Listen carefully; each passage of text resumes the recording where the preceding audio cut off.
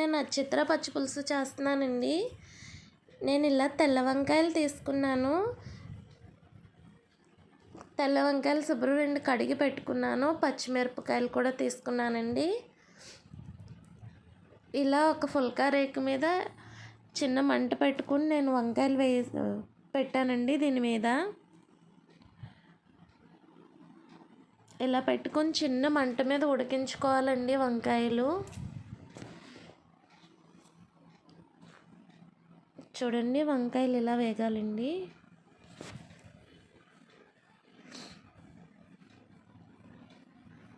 చూడండి ఫ్రెండ్స్,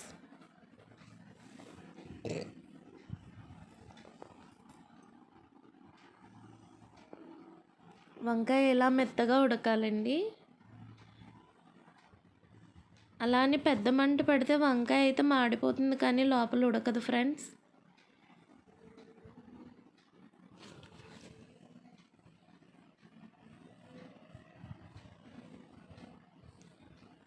చూడండి, చిన్న వంకాయ అయితే పూర్తిగా ఉడికిపోయింది ఫ్రెండ్స్. దీన్ని నేను వాటర్లో వేస్తున్నానండి. ఈ పెద్ద వంకాయ ఇంకా కొంచెం ఉడకాలి ఫ్రెండ్స్. ఇందులో నేను పచ్చిమిరపకాయలు కూడా పెడుతున్నానండి. వంకాయ పచ్చిమిరపకాయలు ఇలా కాల్చుకోవాలి ఫ్రెండ్స్.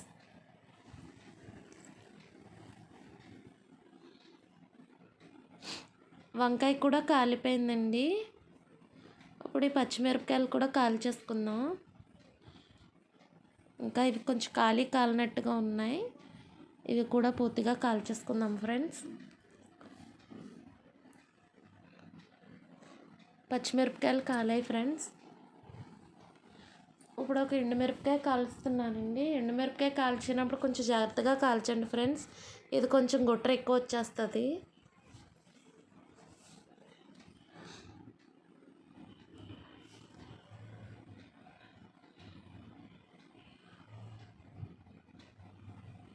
దీన్ని కూడా వాటర్లో వేస్తున్నాను ఫ్రెండ్స్.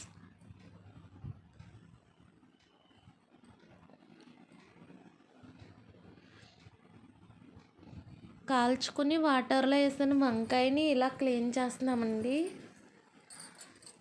పైన నల్లటి పొట్టునంతా తీసేస్తున్నాను ఫ్రెండ్స్, పై తొక్క.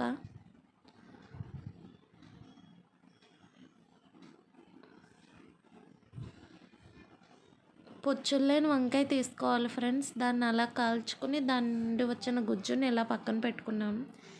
కాల్చిన పచ్చిమిరపకాయలు, ఉల్లిపాయలు ఇలా పొడవు ముక్కలు కట్ చేసుకున్నానండి. చింతపండు పులుసు,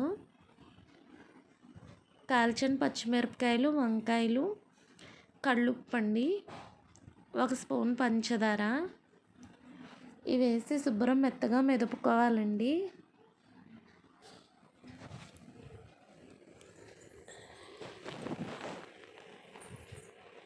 ఇలా మెత్తగా మెదుపుకోవాలి ఫ్రెండ్స్.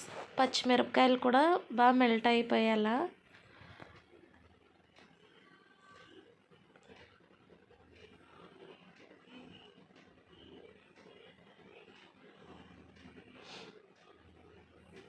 పంచదార, కళ్ళుప్పు కూడా ఇలా కలిపేసరికంతా అది కరిగిపోతుందండి.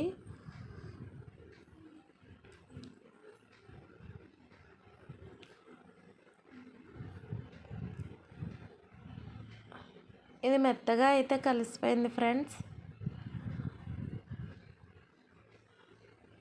ఇందులో చింతపండు రసం వేసుకుందామండి.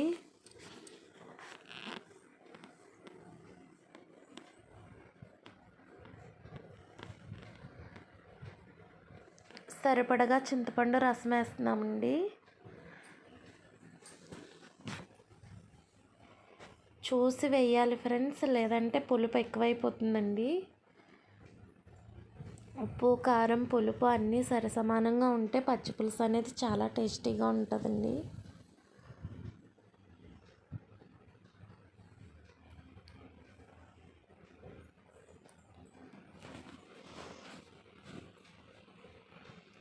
పచ్చి పులుసు అయితే రెడీ అయిపోయింది ఫ్రెండ్స్. ఇందులో మనం కట్ చేసి పెట్టుకున్న ఉల్లిపాయ ముక్కలు కూడా వేసేస్తున్నానండి. ఇవి కూడా వేసి ఒకసారి కలుపుతున్నాను ఫ్రెండ్స్. ఇలా కలుపుకోవాలి ఫ్రెండ్స్.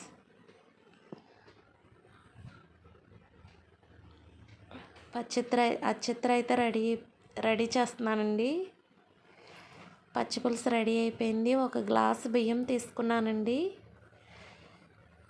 అందులో కొద్దిగా పెసరపప్పు తీసుకున్నానండి.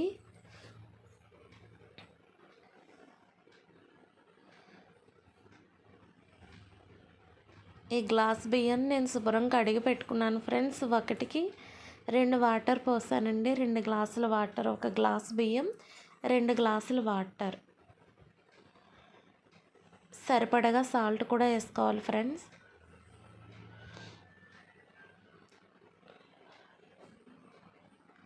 సరిపడగా సాల్ట్ వేస్తున్నానండి.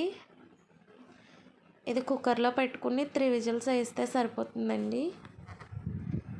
చూడండి ఫ్రెండ్స్, వేడి వేడి చిత్రాన్నంతో పచ్చి పులుసు నెయ్యి వేసుకొని తింటే టేస్ట్ అయితే చాలా బాగుంటుందండి. తప్పకుండా ట్రై చేయండి ఫ్రెండ్స్.